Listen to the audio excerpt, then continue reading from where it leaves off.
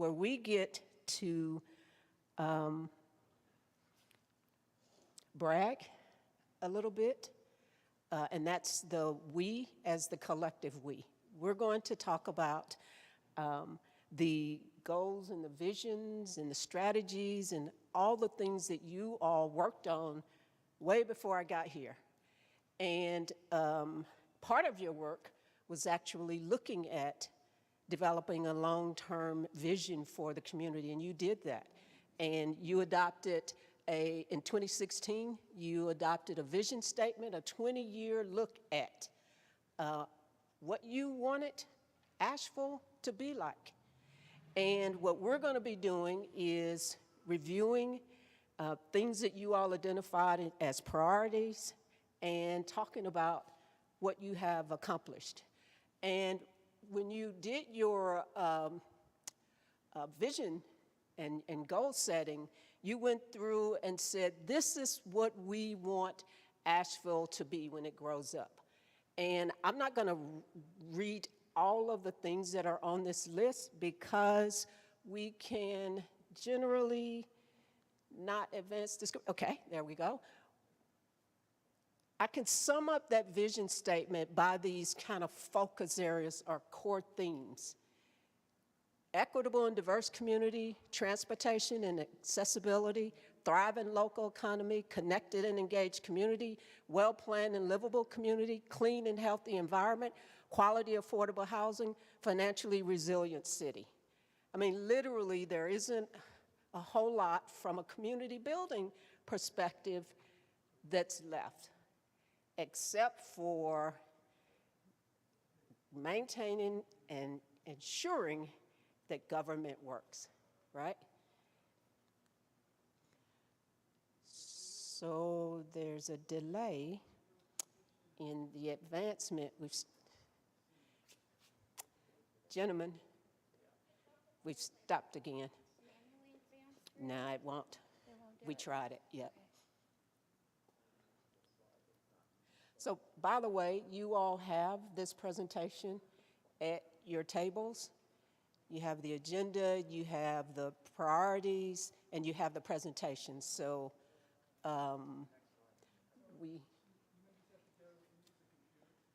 okay. So, let me see if it will that way. But, okay, there we go. All right. So based on that vision, based on those focus areas or themes, the original document that you all developed in 2016 had about 36 priorities, things that you wanted us to get done. When I came in 2018 and we went into the 2019 retreat, we had discussions around 36 priorities is a lot. We cannot get 36 priorities done. So we went through this exercise of how do we prioritize the priorities? And we got them down to about 13 things that we said are priorities. We started working on those things, and what Richard and Kathy are going to do is to go through identifying all the things that we have been able to accomplish. And I hope that you will find that when we started in 2019 and we started working really, really hard, and then 2020 happened upon us. And all of our attention literally shifted to literally survival mode, crisis management, because that's essentially what we went through in 2020, was a crisis. But even with that, I still think that you will find that we still stayed somewhat focused on these priorities. Even though the momentum slowed down, we still stayed focused on what you all said. These are our priorities. And so we've got to work on them. And so I'm going to shortly turn it over to staff to kind of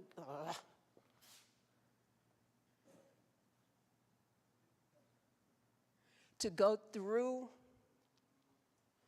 stuck again, to go through these items to provide you, again, with the kind of status report. And the way that we're going to do this is we're going to start with number 1 and literally go all the way through 13 and talk about all the things that, that we've been able to get accomplished, and we're stretching it. I'm going to move it back up. No, it's going forward.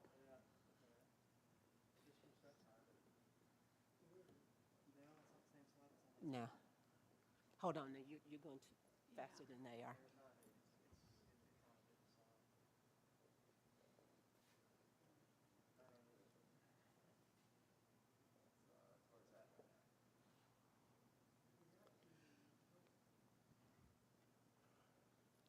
So for the third time, we're going to talk about goals, strategies, and accomplishments. I promise you we're going to get there. Even if we have to start turning pages with the hard copy. And I will apologize for those, we're streaming live, so may not be able to follow us visually, but hopefully verbally you will be able to hear us.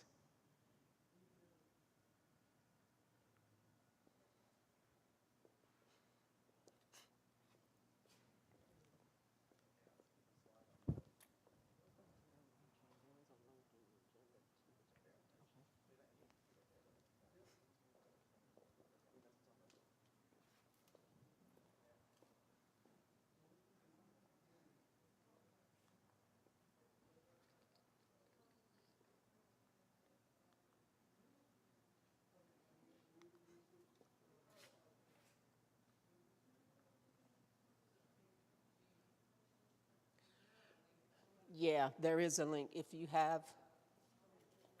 Try it again. You want me to try it again? Okay, we're back online. Phew. Okay, so I'm going to turn it over to Kathy, and then I will come back up for the conclusion. Do you want this, or you want that? So thank you so much. I appreciate Deborah's intro because a lot of the efforts that we have put up here, and you know, it is important, at least you know, for a lot of us to talk about what we have done. We have a lot of work to do, but we have a lot that we've done. We also acknowledge that it may be contradictory when we go through some of these because we were in the process of doing a lot of things when the pandemic hit. So life changed. So when we start with this first one, and we talk about the implementation of the Transit Master Plan, you know, we did, at the beginning in January of 2020, we started implementing the master plan. And we had an increase of 25% service at that time. We all know what happened in March, and that we started getting very limited on the capacity of the buses, and so we had to cut back on some routes, and we had to make some adjustments in order to make sure people were safely transported. But we also, as a result of improving and increasing the service at that time, we also increased the on-time ridership. And we know that that's important to folks because they cannot show up too soon and leave before people get there. So it's pretty incredible that when we started this process, we were at 50 to 60%, and now we're at about 70%. Again, I want to make sure folks know that we're not contradicting ourselves because what happened in May really slowed down where we were headed. We did complete the transit center renovations. I think that's one of the things that we have had the opportunity with council to talk about is all the capital projects that have been able to be completed during this time. But those renovations were completed, and I think we'll even talk about how solar was added to that a little bit later. And we completed all the bus stop improvements that we had associated with our bond projects. So that was pretty significant in terms of the work that was done. And you all, most people, you know, had a lot of questions about this because when the COVID hit, we were limited to only having 9 people on the bus and the driver. And so we had to make a lot of adjustments. We put up plexiglass. Fortunately, we got some grant money to be able to do that. But additionally, what we found, we were leaving people at bus stops. And we ended up contracting with a local bus service who had no work at that time to be able to supplement our services on our highest routes in order to make sure people had other buses to get on. So I know that y'all were asked a lot of questions about why is one bus following another one, but we were able to add that additional service during COVID.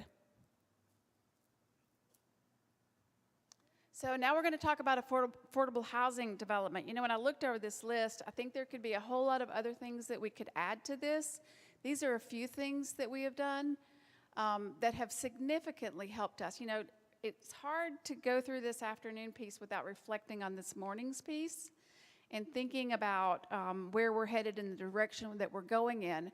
We did take time to breathe and talk about policies for implementing affordable housing on city-owned land so that staff knew the direction. It was very clear under what rules of engagement we entered into projects with developers on. So that kind of guidance from council was extremely helpful in being able to move projects forward. One of the projects that we moved forward was the 360 Hilliard.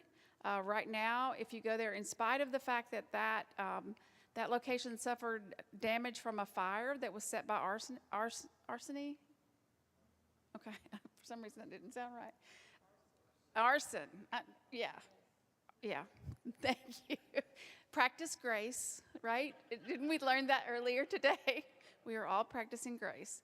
That the developer has come back in and rebuilt that, and if y'all have seen it lately, it's pretty incredible. It's going to be a really good add to that area. I was at the tennis center and talking to some of the staff there.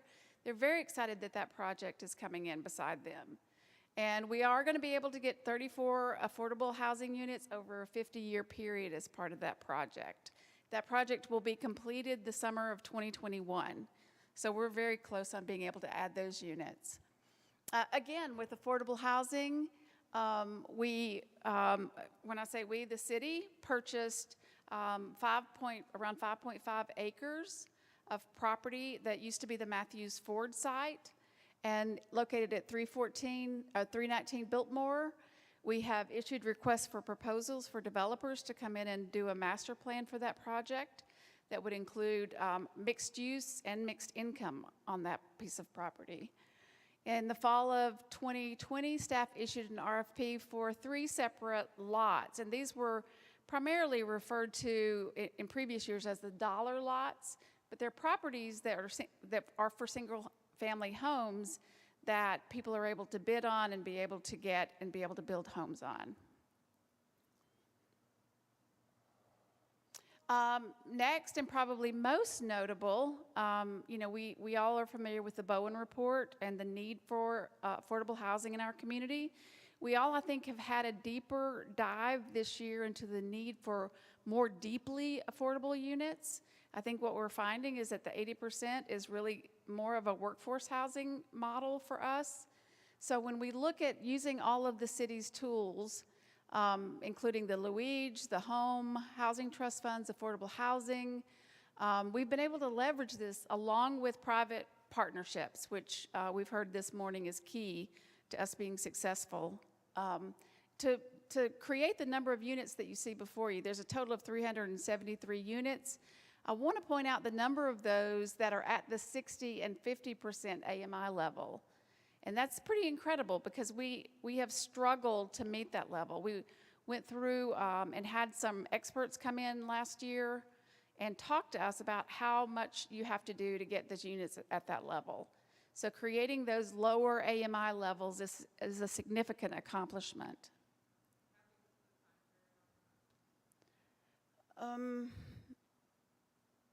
I'm not sure. I would say it's in the past 3 years, would be my guess.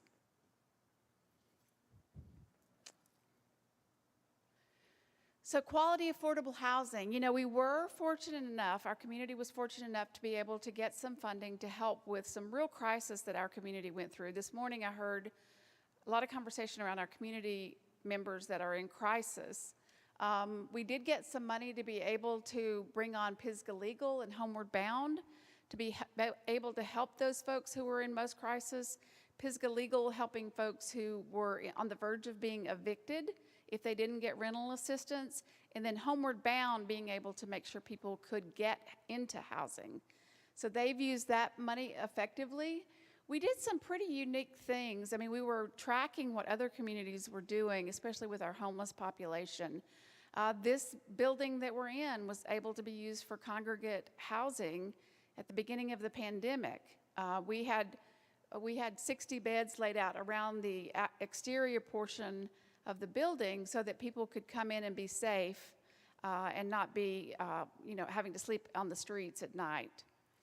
And that included a lot of partners again. We then were able to transfer those folks from this location and then move them to the Red Roof Inn.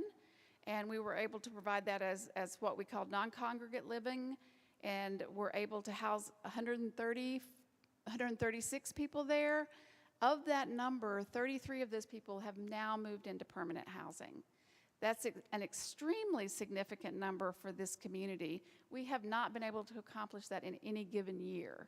So, we do take those small rewards that come from that.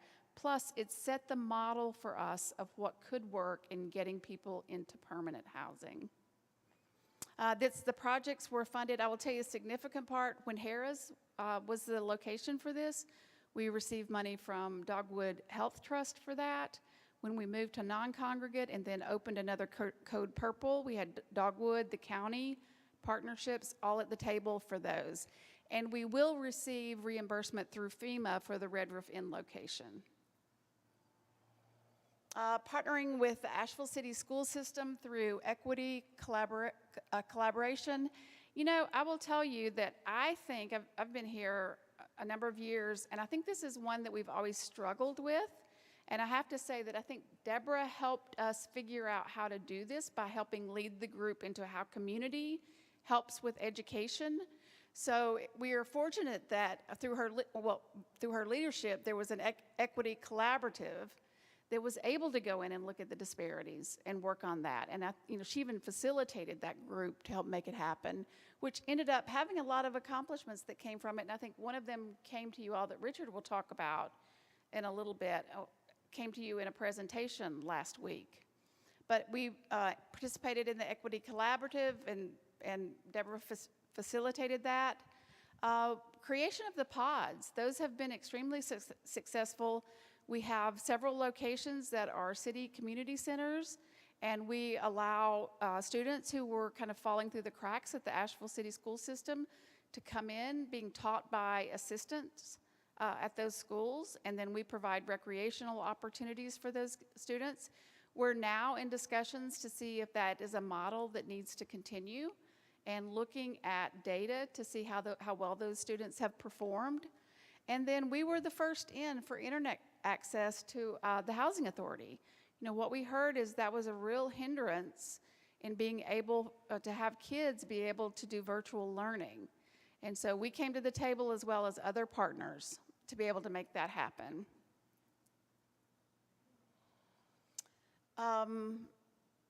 Equitable and diverse community.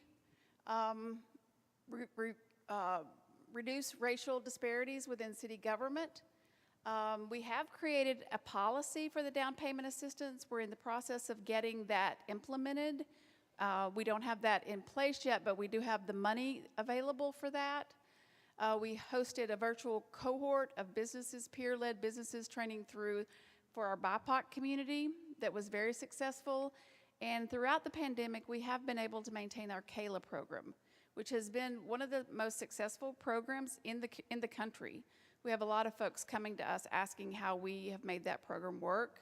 We've heard from y'all that we could make improvements on that program and possibly open it up to more people if we can get additional funding. But we were able to maintain that virtually through the pandemic. Then equitable and diverse community again. We were able to utilize what was in place before, the Mountain Community Capital Fund. We were able to use monies to help businesses through that process with a lot of different partners that you see. We now have in place the Strategic Partnership Grant that is specifically geared toward closing the the opportunity gap or eliminating it. That will be coming to council, I think, in approximately 2 months. So we are moving forward on all of those. And with the bond money, we've also been able to start the Community Land Trust. And that has not just been us. There have been a lot of partners at the table to make the Community Land Trust happen. Again, under equitable and diverse community, I know that y'all probably, in June, when we started having a lot of social unrest in the community, I think we tried very quickly to respond to that in the way of doing a 30, 60, 90-day work plan in which we tried to address all the concerns that the community had. And I know that I've heard a lot around listening to the community. That was an effort to really respond to what the community was saying at that time about what they needed to see happen. We provided you this equity assessment report, and I know that y'all have got that presentation at a previous city council meeting, but there was a significant number of things that were done in there that was a lot of work that had happened to make that happen in our community.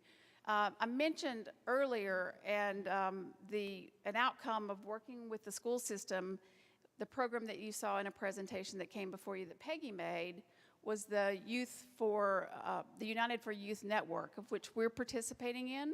We introduced that program to you last week, and then we'll be bringing forward kind of what we'll be doing to launch that program forward. And now we're going to talk about amending the UDO. Everybody wants to talk about amending the Unified Development Ordinance for those folks who may not be familiar with that term. Council did take a big step forward. It was a hard step forward, but in amending that hotel ordinance, doing a moratorium on hotels, I think, was unprecedented in this state. And I think that while it was extremely complicated, and I will admit from the beginning that I wasn't sure how we were going to get to the end of that, I think we had a dedicated team of staff working on it, as well as council members who were committed to it, and we're excited to see how it will actually work out and unfold as we move into our first project. We will be moving forward. I think this is on the agenda for June 8th to be talking more about the urban centers. Those are specific locations within our community where we have a lot of property that we could look at creating more urban centers to have more density and allow for more infill.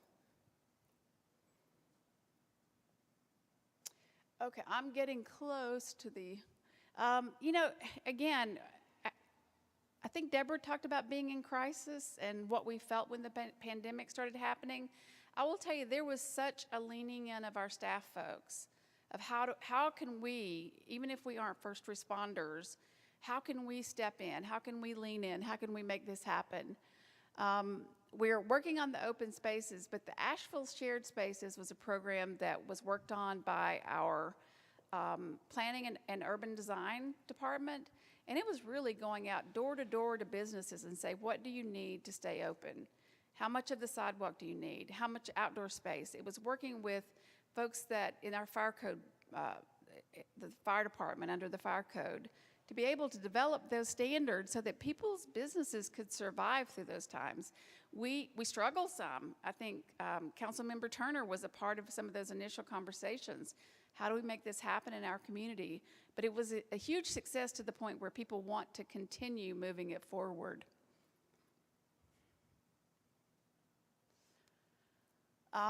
There are 2 projects going on now under a well-planned and livable community. We are taking a look at 2 corridors to be able to say, how do we make these corridors more pedestrian-friendly, more multimodal friendly? Right now there is the ability to give public input on both of those and draft reports that are available for both of these reports. They're being managed through our Metropolitan Planning Organization, but our staff is heavily involved in those projects as well. And I think that is, the last one, I don't know if you walked here, but if you have noticed, Haywood Street, the redo of Haywood Street is pretty incredible. That was another project that we were able to do because of the lack of traffic it was actually completed earlier than we had thought. The Haywood Page Properties Master Planning concept, I think that was another one that we feel like we have struggled with for a number of years, and we now have a plan to move that forward. And another huge success that I will give council a lot of credit for, if we talk about what can be done right, you all gave us very clear direction on moving forward with the Charlotte Street Road Diet. And that has been extremely helpful because we were able to get that done, and people are very excited. I talked to our fire department. They said it is a much easier way for them to access people. So we're working with DOT on other projects as a result of that one. But thanks for your support on that project. And I think I'm ready to turn it over to Richard.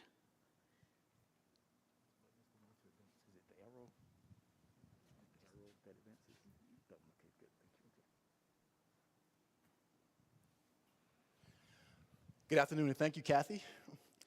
So I'm going to cover the number 5 Develop a Business Inclusion Program. Under this goal and strategy, the accomplishment that we've had here is that you recall that we did a disparity study, and as a result of that disparity study, we're now implementing it through the new business inclusion policy, which you as council adopted this past October. It's our race and gender conscious policy adopted by you all. And as a result of that, we have a staff implementation team that's working to implement this policy. And so as part of the program, we will have a certification effort so that any small business that's minority women-owned business would go through our certification program to be a part of this effort. We've also started a newsletter to inform our MWBEs of upcoming opportunities and to provide business best practice recommendations.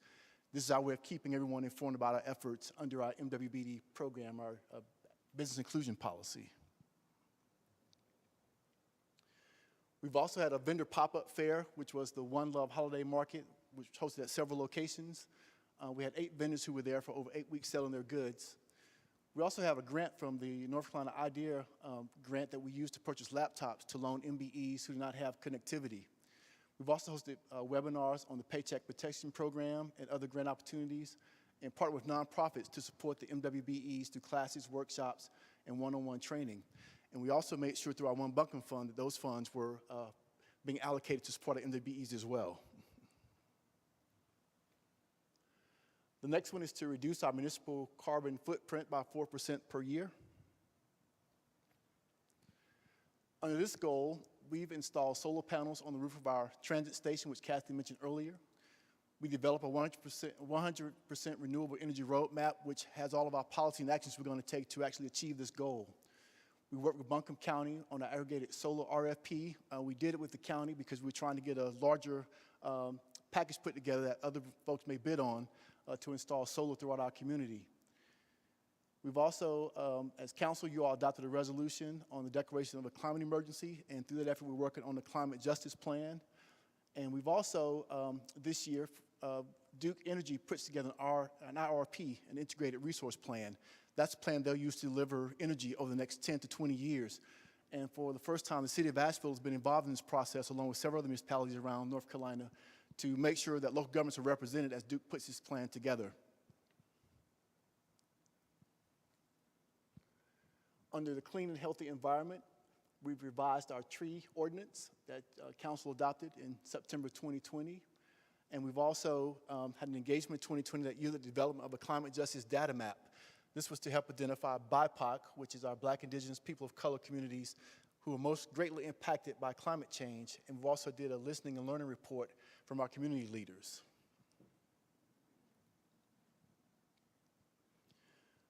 Number 9 is partner with the BCTDA to develop a capital investment plan. Our achievements here is that staff participated with the TDA's Tourism Management Improvement Plan during the 2019-2020 year. We provided a list of projects that we thought would be helpful for the city and gave them estimates of our costs for various capital projects for consideration. And with COVID and the change in leadership, they're still considering how this may move forward. So we'll still work with them to figure out what the next step of that might be. The TDA also provided grants to tourism-related business during COVID. And as I mentioned, we're still trying to understand how they'll move forward with their tourism management improvement plan.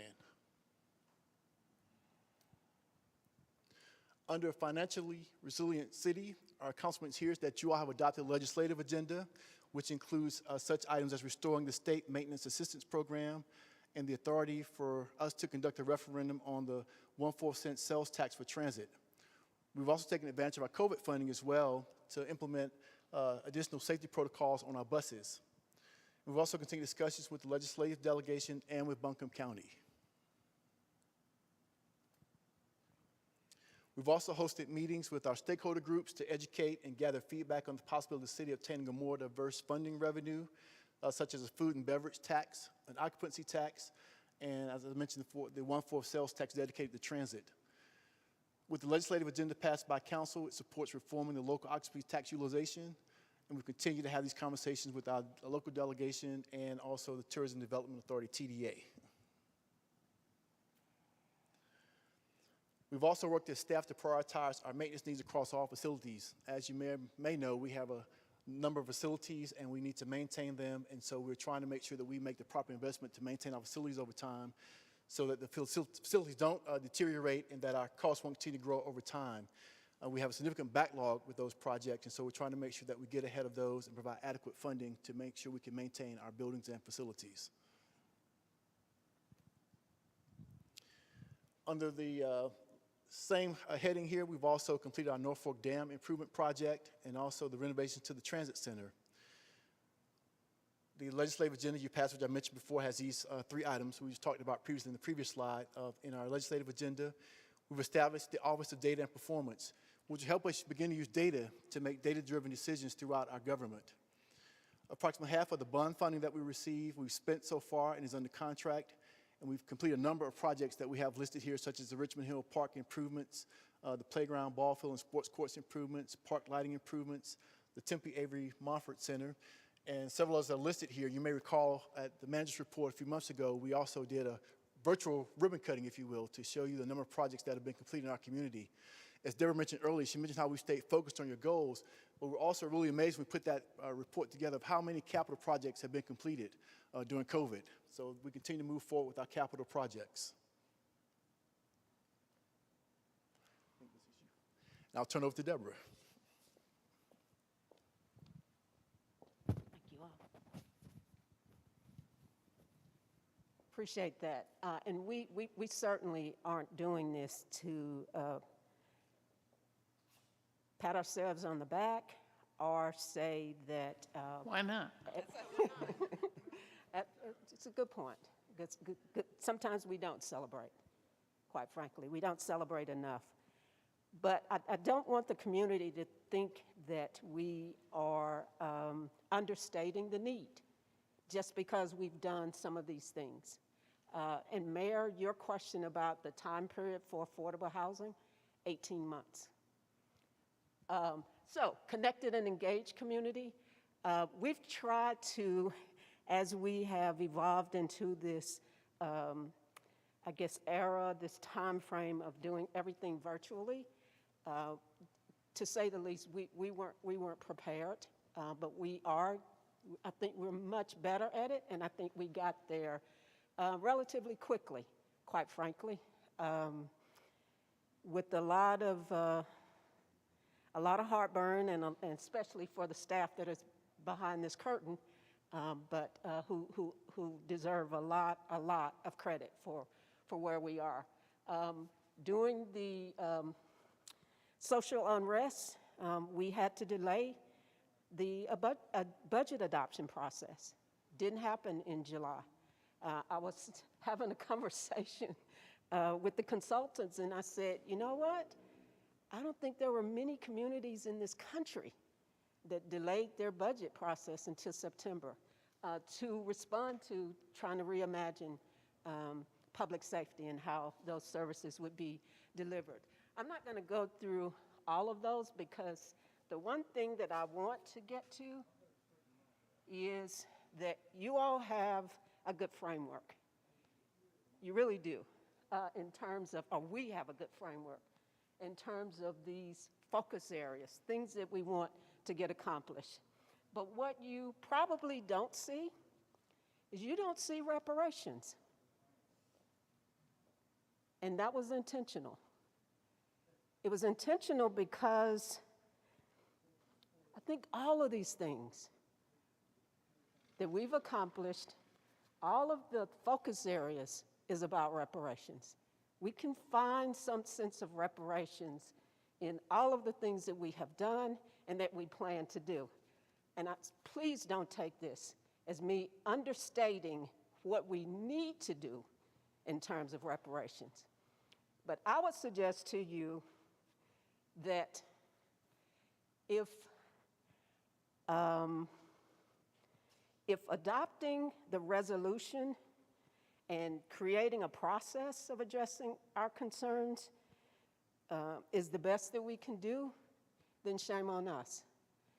And so our challenge over this next day really will be understanding the context of reparations in this context and beyond, right? So it is, and I think I'm very, very committed to looking at where we have to go with reparations through a lot of these lenses in terms of what we are already doing. Not that we shouldn't do anything different, but I hope that we don't give up on the foundation that we've already built. And so, with that, I will turn it over to Kimmy, and she is going to help us get through some tough conversations tomorrow in terms of I'm just going to stand. prioritization of the things that we want to work on for next year. So thank you, and thank you, staff. I'm already mic'd, thanks. I may need tech for just a second to put on there we go. But we're leaving at 5, so I want to make sure that we're timely. I have like an internal clock, and I intuitively always know when I'm facilitating when the time is up. So I also have Kelly who's going to let me know, so I've got both going for us. So thank you, Deborah and the city staff, for really reminding us of not just how city staff members and council were managing crisis in addition to accomplishing what was set before them. And I think that juxtaposition leads to a trajectory, and at the same time, you're at a place where you all here can decide what will continue because it needs to, and where does the crisis piece end, and we move forward some of the components that are critical. So I'm going to start where we left off with Deborah and kind of add a little extra. So one thing I want to just mention on a personal note, I'm here today because not only am I a community member and I love living here, as I know you guys do, but I live with a lot of intersectionality just like you. So as much as I'm focused and intelligent and a leader, I have lots of physical differences that makes my body not work on a cold day. So my commitment to being here and stacking those promises and prioritizing what's most important, I'm actually living that out today by making sure that no matter what's going on in my little body, that we can stay focused and get the work of city government done. So, Deborah presented the vision, and I've added to it priority areas of focus, the what, where, when, and inclusive who. So after all the work you've done this morning, we're going to basically set you up today so you can come back tomorrow and get to the business of getting it done. Doesn't mean we're going to complete it all tomorrow, but the idea is that you have a really strong framework, toss out what doesn't work, but really build from what does. So here we go. So priorities and goals. So this is really about a dialogue and not about what I'm trying to tell you to do. Priorities and goals is a council kind of thing. And City of Asheville vision, as you read before, prioritizes people, neighborhoods, participation, investments with a focus emphasis on time, dollars. Okay, that's a summarization. So the council, city council members, priorities and goals are about the what and why, right? What are we doing? Why are we doing it? And as I go through this short slide, you'll see how all the who, what, when, where, why comes in the process, which is what you all named earlier, which that might aid you in moving the needle. So this is just a quick diagram. I'm not suggesting in this diagram that this is all the who, what, when, where, why, how, but I like to break it down in little boxes. So what you're going to do tomorrow is kind of formulate what your primary goal is moving forward, what you've learned from the past, what's still moving forward, and is it still primary, and the why behind it, because that helps to start shaping the process. It becomes the in-between pieces where council and city staff kind of get on board as to this is what we're doing and why, and then we'll get to the how and the what in a minute. You do the same for a secondary or primary equivalent, a tertiary, a quaternary, and beyond. Impacts that lay out the plan.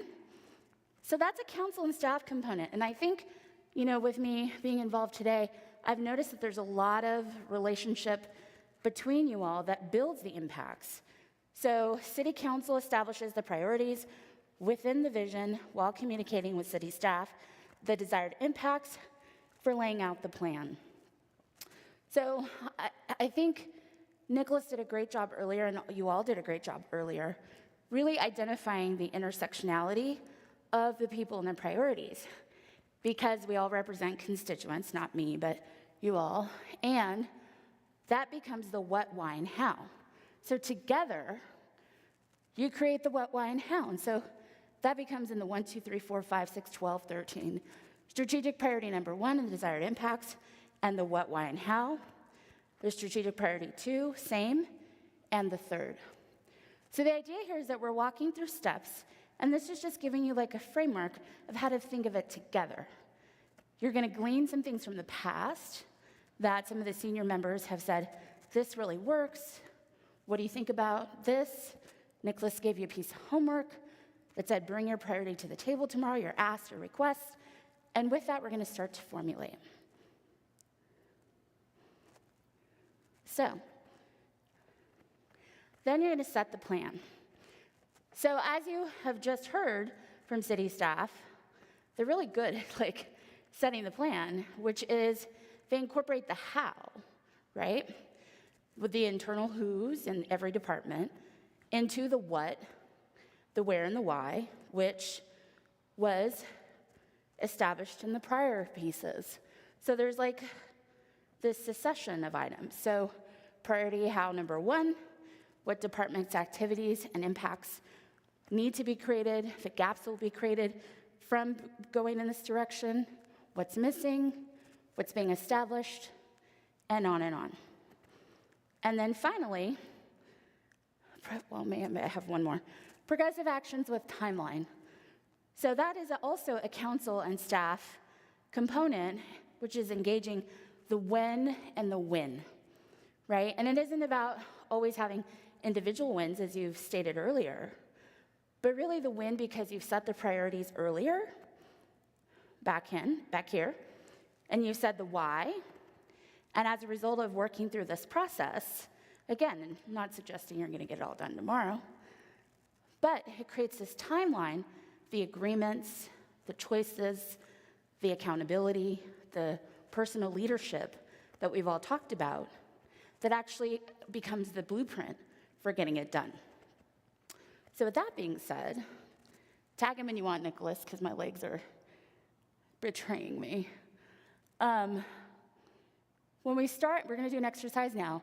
We think about the priorities and goals that Deborah and the team reviewed. Any of you, what's one that you'd want to carry forward? You think, we have some momentum here. Maybe we didn't get started. Maybe this is really important to me, and we haven't even scratched the surface. So I'd like you to just write that down.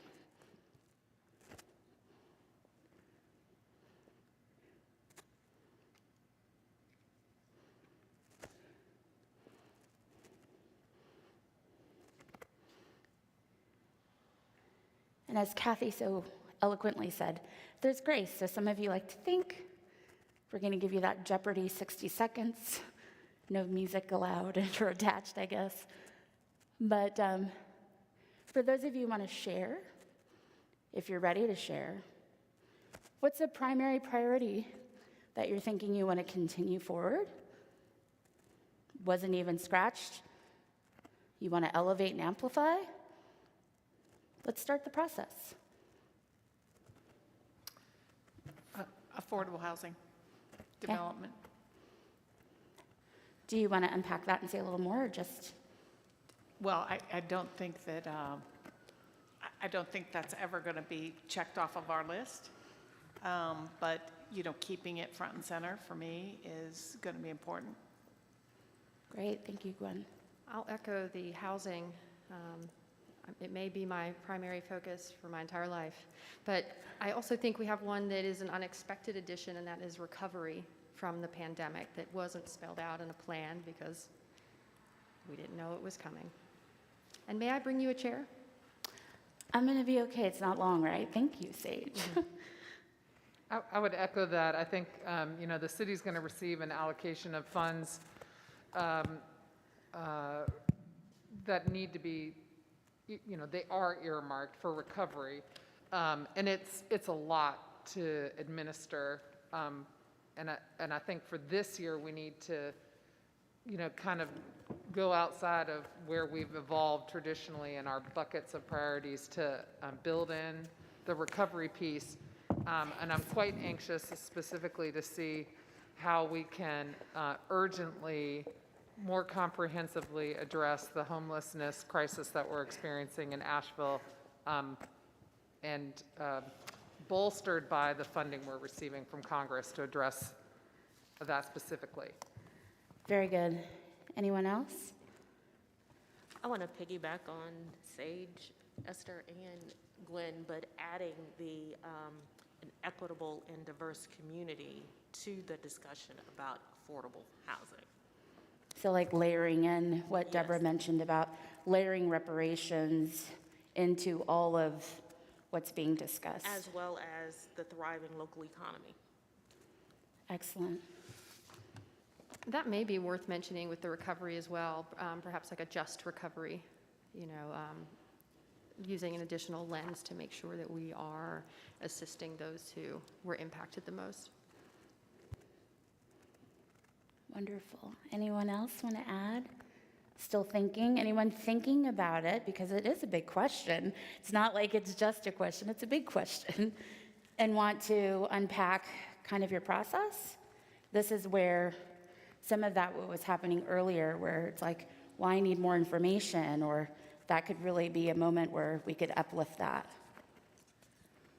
I'll just piggyback off of what they were saying. And I like how Antoinette thought about layering. But when we think about economic recovery, thinking about the small and minority businesses, because a lot of people can't go back to work. You know, what was will never be again. So I think there is an opportunity for a lot of business startup. Thank you. I would say perhaps greater collaboration amongst, I hesitate to say partners, other local governments, regional government, county government, certainly also collaboration with partners, but a focus on working together with the county, who also in this recovery received a large amount of money, and how might we work together to ensure a just recovery. And just to ask a clarifying question, are you saying that as in particular to this recovery piece, or just in general? In general, but the recovery piece is a really good way for us to greater explore our partnering. Thank you. Any city staff have any thoughts, questions in terms of what you've heard and how that might roll out in implementation? Again, not to put anyone on the spot, but this is one of those moments, you know, like we're moving into the gear of doing the work. And so I really want to set the stage at the end of the day today where the work is starting to unfold and you can kind of envision yourself in it and your agency in it. So from my perspective, just as an initial response to what the conversation has been, it's exciting to hear the layering on and the building and clarity around this. I think this is exactly what we talked about earlier, is getting really clear direction. And I think I feel like I'm hearing that in terms of what you all are saying right now and the language that council is using. So I appreciate that. Thank you, Kathy. Kimmy, one thing that I feel like is really, yeah, I know. No, I'm doing it. Who's talking? That wasn't on our priority list, but I think certainly to staff and I hope to council, is implementing the compensation study.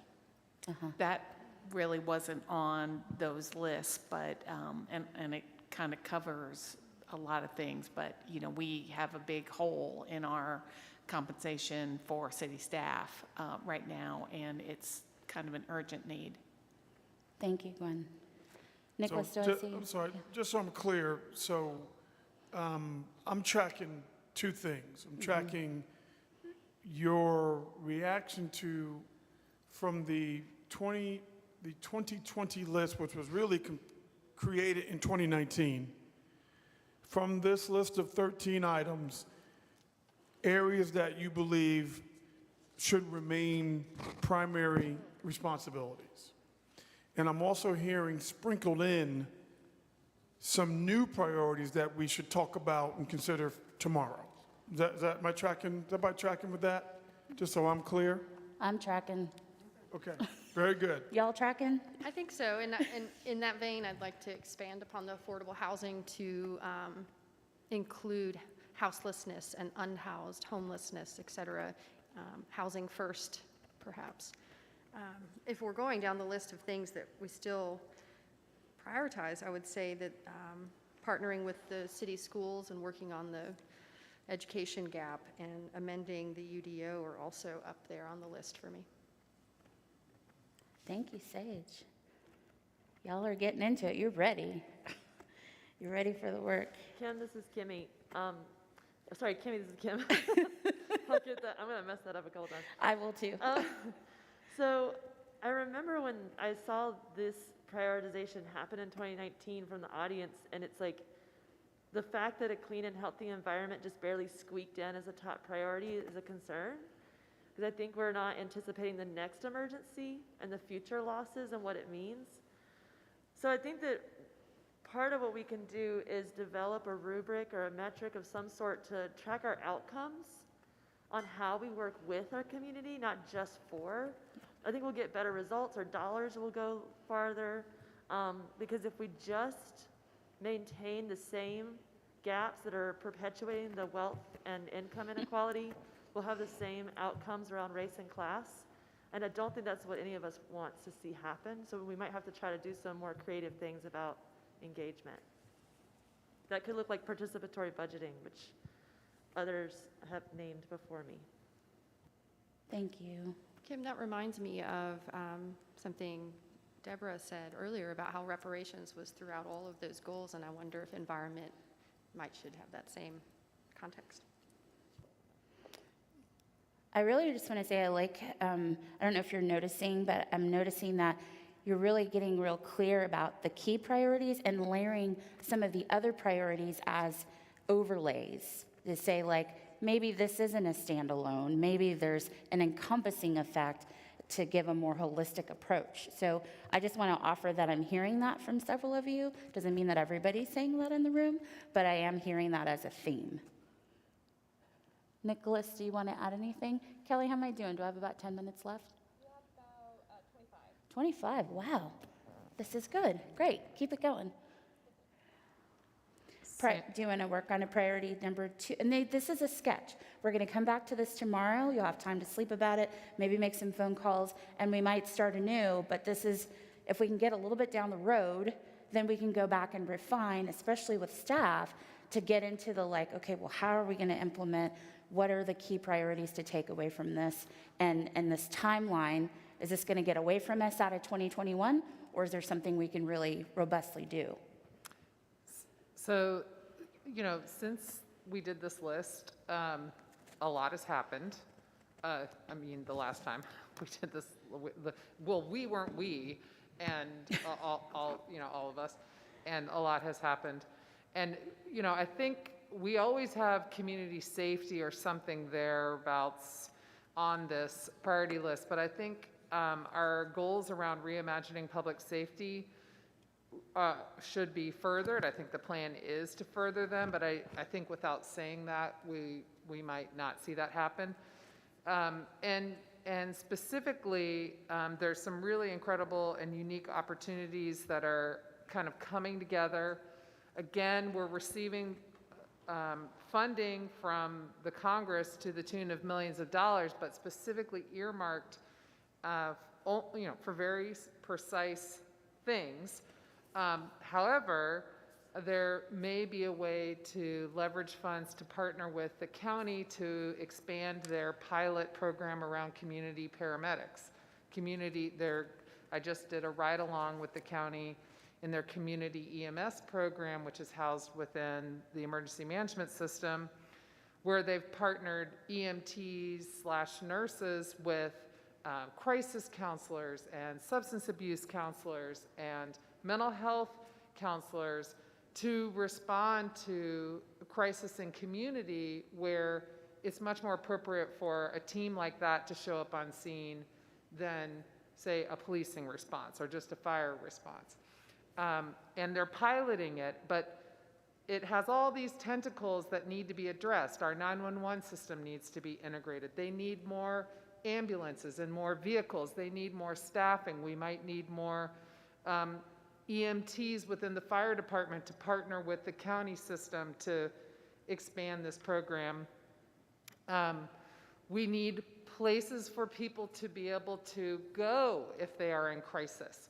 So do we have a low barrier shelter? Do we have a Code Purple shelter? Do we have facilities where services like mental health care and substance abuse care are provided? So to that end, I've also had a chance to speak with folks from MAHEC who are stepping up to the table, coming together in partnership, and I think it's happening now, and it's very exciting, and we've got staff pretty heavily involved in it, and I think it all falls under this umbrella of reimagining public safety, which has been one of our stated goals in any event. So it's a lot of work, it's a big lift, but I'm hopeful that this is the kind of work that we'll see happen in the short term, with long-term goals, of course, but work that'll need to happen in this next year. That's great. That was a lot and good, because it goes back to something Gwen said earlier about having like sustainable, even, you didn't say it exactly like this, but not really duplicating, like what's out there and how can we connect so that the impacts are stronger and they go more deeply. So I really appreciate that. So there's lots of back and forth. Sandra, are you ready? Or I can see like you're thinking, but do you want to speak? Okay. Anyone else want to add to this piece before we move to, yes, Kim. And I have heard so much wisdom from Gwen in the past on like, when we partner, what does that look like in the fiscal part? But what you brought up was my number 2. And so I think one of the things we could learn from the past is not create 2. I look at our transit system as an example: 2 maintenance facilities, 2 contracts, 2 training, 2 different fleets. And it's like, are we getting the most out of our tax dollars when we divide instead of work together?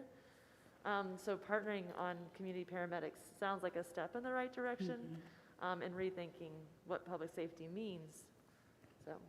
So it sounds like we've heard and named a number 2, which is the reimagining public safety, affordable housing with all the other layers on top of it as number 1. Anyone to unpack, add, ask questions, debate the D word? It's good. I have a question, maybe a concern. I understand that we're trying to look at reparations throughout all priorities, but I am concerned about naming it, or without not naming it. Say that differently for me. Do we need to name it reparations as opposed to filtering it through all of the other goals? Just a thought. What do you guys think? I don't disagree with that idea, but I think what I'd like to see, I mean, and maybe an equitable and diverse community, and all that entails, including reparations, I feel like it has to be a value, just like sustainability and environmental is, that has to be embedded in, just like it's a value that is embedded in every single decision that we make as a city. So I hesitate a little bit to just call out reparations and say it's, because it's never going to be a check mark. I mean, you can't, there's no number. There's no activity that really repairs it. It's going to be something we as a society and a community are going to be working on for a long, long time. I mean, I'd love to think someday we have a check mark, but I don't think so. So I guess I would like to sort of propose that it be embedded as a value as opposed to kind of this like a priority, because that just does seem like you're putting it in a silo, and I'm just a little concerned about that. How do we measure a value? How do we name the outcome of a value? Right. And So I think that's a challenge. I get the heart of what you're saying, but I don't see how we're going to actually make it tangible. So what I heard from Deborah when she said that the direction that we're going, she kind of equates it with reparations. I get it, but I think it's unsettling because reparations is very targeted. I'm sorry, it's very what? Targeted. Targeted, very good. And I think what we've been doing has been Asheville. We're doing what's best for Asheville based on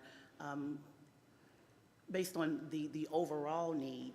But reparations, it follows a certain history, and it repairs and heals parts of history that has not affected everybody the same. So I don't know, I'm struggling with reparations being layered into what has been done because we are ahead of a process where the community will come together in this truth-telling piece and point out policies that have specifically harmed a certain group of people so that we can describe what reparations will look like for Asheville within Buncombe County in western North Carolina that looks totally different from reparations in Evanston and reparations in Rhode Island. Because the policies, because the people, because the lack of recovery, because the lack of planning, focus, government decisions, and continuous government decisions. And I'd like to say, I think part of the issue may be that when we talk about reparations, we really haven't really dissected what is reparations, because see, reparations from the perspective of the effects of urban renewal, we're looking from 1919 to 1965, 68, because see, that deals with the urban renewal damage that was done. And that's the reason some people are addressing reparations as from that era, and that's what Evanston, Illinois is doing. But a lot of the people look at reparations as the 400 years of damage that has been done. And so until we actually address those issues and separate them to some degree, because with Deb's program, where she was talking about the overlay, with what she was doing, it makes sense that that could be incorporated as overall damage and effects, and even showing data of the way it's improving the lives of blacks or whatever. But if you look at it from the perspective of the damage from urban renewal, that's another price ticket on that. And I think that's what we're trying to do. We're trying to lump all of that into one area, and I think that's what's causing a lot of confusion. Thank you. Y'all are moving. So I'm hearing a couple things, and boy, we're going to have an awesome day tomorrow. It's going to be so good. So this commitment as a team to put the city on a path where reparations have occurred. To your point, we have to define, well, what does that mean? There's an idea of it, but you just forwarded two different possible versions of what that means, and therefore two different possible solutions or strategies around it. So I think we have a lot of work to do on that one. When I think about you all as a team, we talked about, my sense anyway, that there's never been a team like this ever that has led a community in this state. And when I think about the fact that you all are, in a meaningful way, going to take on reparations, move reparations forward, I'm reminded of y'all familiar, y'all know, anybody a fan of Hamilton? You know this play? Right, so this song in Hamilton, where Washington is leaving office, and there's a line in the song, one last time, the line is, history has its eyes on you. And the sense that I'm getting is that I think that with this, the reparations conversation and the work, the potential that you all have to put in place, I think history has its eyes on you. I think this is one that you've got to get this one right. And people are going to look, you could create a model for what this looks like inside of a community. And I think it's really hard to do. That's my sense. So the conversation, layering this into the conversation tomorrow, I think it's vital. I think if you step out too much further from now and you're not exactly aligned and clear about what that means and what we're going to put in place to advance reparations in this community, I think that would be a massive miss. So I'm, in thinking about the priorities. No pressure, right?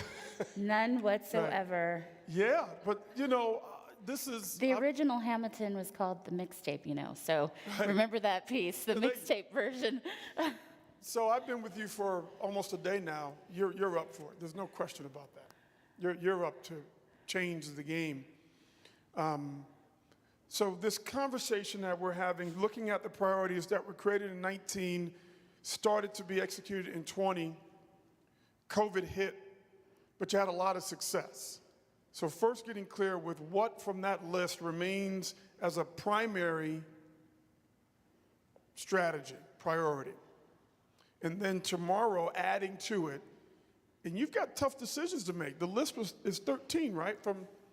And I think I hear you gently suggesting that 13 is really too many as primary priorities, correct? Is that fair? Right. So think about the task you now have in front of you. You got to take 13, figure out which ones stay as primary priorities, which ones do not. That's one set of decisions.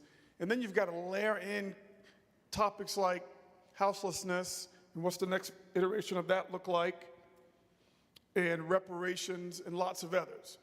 We haven't even got you fully in yet with what you believe has to be added to the list. So you've got tough work to do tomorrow. One question that I have in my mind, which is really for staff, which is, given what you all were able to execute on the list of 13 last year, are there two questions? One, are there any that you believe are to a point of completion where you would recommend that they come off the priority list? You feel like, okay, we did it. And of course, completing it is relative. In some cases, completing it doesn't mean you're done. It just means we've got to a point where we're satisfied. We did what we set out to do. That's the first question. Well, And I'm then going to add to that for a second. Please. It's something that Kim said earlier, which is actually what I have in my notes for tomorrow. So it was, I said it as pump the brakes, right? But you said something like, where do we brake? And you also, Nicholas, referenced speed. And so I think there is this ebb and flow of what do we pump the brakes on? Maybe it's incomplete, but it's at a place of fulfillment for the time and the year we're in. And then what do we proceed with? Because it's in such a moment, a place, potential disarray, incomplete that it needs to stay in the mix. Yeah. Right, so those are decisions and tough decisions. And then the second question I have really for staff is, what would you cite as, here is what we learned as we executed and got the outcomes that the team went through a moment ago, that we can use as a map for the future? So what did we learn? In your perspective, is there anything that reached from the original 13 from last year that reached a level of completion that we can pump the brakes on now and take time, resources, energy, creativity, and apply it to something and invest more heavily in it? Because resources are finite. I see you, Deborah. And it was something I listed up there, is that there's a finite amount of resources, time, energy, hours. And so being able to make those distinctions now will actually allow you to do more, potentially with less. Deborah?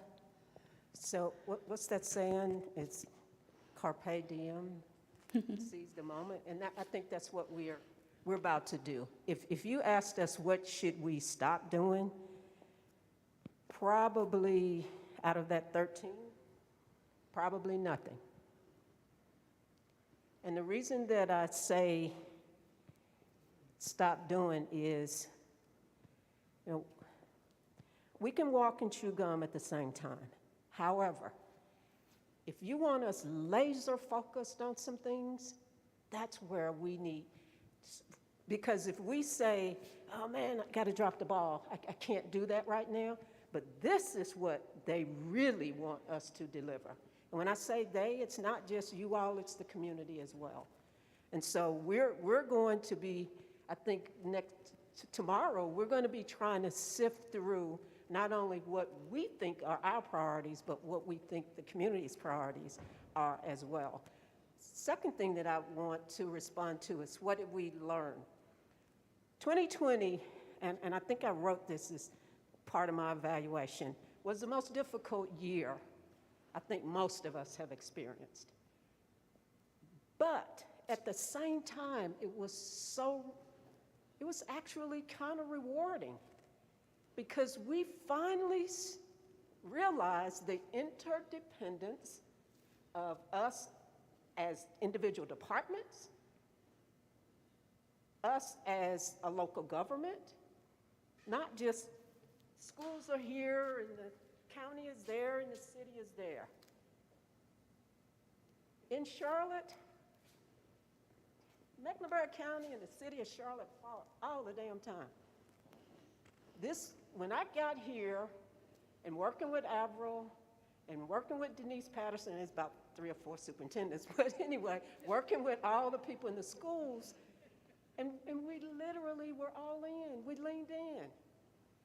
Those, I think, collaboration and being nimble and flexible in terms of, we had to take off all these hats that we tend to want to wear to be in our lane, and we had to do things that made us uncomfortable. We had to be in spaces that we weren't accustomed to being in, for the good of the community. And so I would say those are the things that we've learned. Last thing I want to touch on is, again, reparations. We can walk and chew gum at the same time. We can own it. We can do, and we are committed to going through this process to identify the damage, the harm, the policies. That's good stuff. We ought to be doing that. To understand, we can't go back there. We can't do that again. And so I think this is something that we have to name, but we name it also in the context of, we can't stop doing affordable housing. We can't stop working with the schools. We got to do all of that. And it's going to be hard. And we're going to disagree. And I think what we're doing today is agreeing how we're going to work through those disagreements and how we move forward. So I hope that responds to you. So I heard nimble, flexible, collaborative, interdependent. Part of how you all got. And I would say one other thing, committed. I think we were all just so committed. I'm sorry. No, I'm it's trying all to right. give you this mic. Committed, focused on the job at hand and bringing a level of commitment to it. So if you're drilling for oil and you go wide and shallow, how much oil do you find? Not very much, right? So part of what I hear you asking, recommending is that for the critical few priorities that the community and you all are agreeing that these are really the most important, to be able to go narrow and deep on and stay the course, which means in some cases you can't go as deep on. Those are tough decisions that sit with this body, hard decisions, almost no-win scenarios, where you choose whatever your critical few priorities that you're going to go deep on and you invest time, energy, and resources. And then without question, the moment you walk out of the room, you're going to have what occur? Constituents are going to say what? Why didn't you go deep on the one that's important to me? Why didn't you just go for the turf? But that cannot prevent you from making the tough decisions, because if you don't make those tough decisions, who's going to? There is no one else. This is the ownership that Madam Mayor talked about earlier. Like, it's ours. And I want to add to that and leave closing remarks to whoever may want to say something. But it's also about leaving the margin. I think one of the things that we learned, and I did come a little late, and you may have covered this, is to work with impending short-term, mid-term, and long-term goals. When there's a crisis, especially, there's no margin.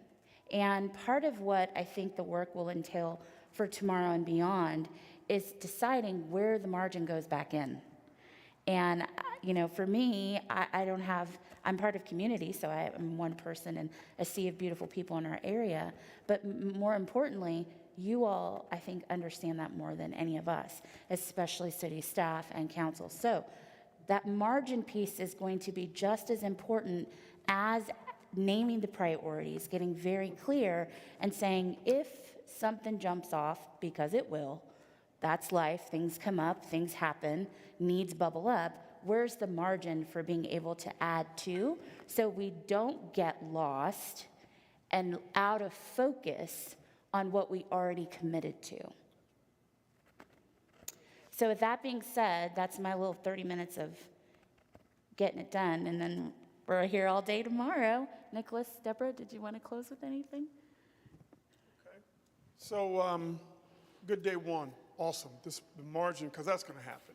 There's something that's going to occur next year that none of us can see coming, something that's going to happen. So to make sure we've got space for that, but we pick our critical few. So our work tomorrow is to start to take what each of you individually believe is most important, that you believe should be in the critical few of our priorities, and then ultimately come together with a combined list. Now, if I'm guessing, my hunch is once we get through everybody's recommendation for what gets on the critical few list, it's going to be more than 13. That's my hunch.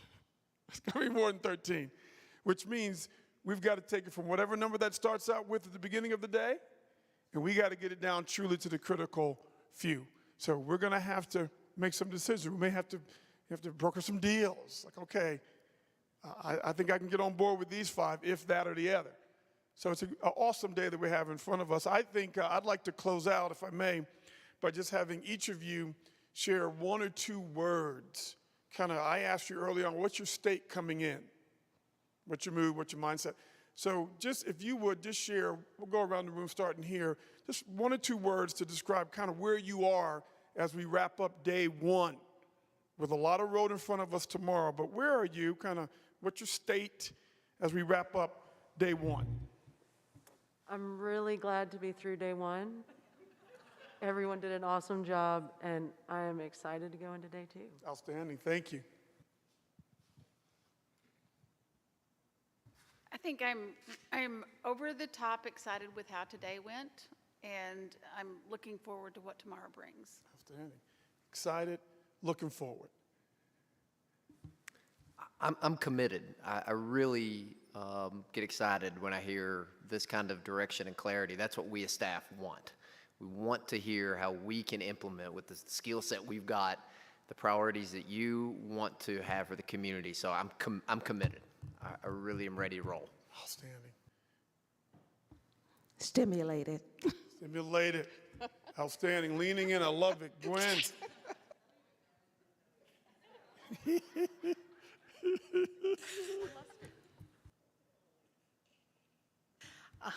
I'm better than I was this morning.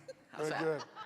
Very good. That's like, you know, that's like going from partly cloudy to partly sunny, right? Outstanding. It picked up momentum over the course of the day. Internet. Flustered. Yeah. I have anticipation. I don't know the word I should. Yeah. Anticipatory? Yeah, very good. I'm clear. Anticipating tomorrow. Anticipating what's next. Sage. I would say I'm grateful. I'm grateful for what I've learned about y'all and from y'all today, and I'm feeling responsible. I'm feeling a great responsibility going into tomorrow. I like it. Responsible. I own it. I'll say I feel humbled and thankful. Humbled was the second one? Thankful. Very good. Thank you. I feel proud. I feel proud of y'all.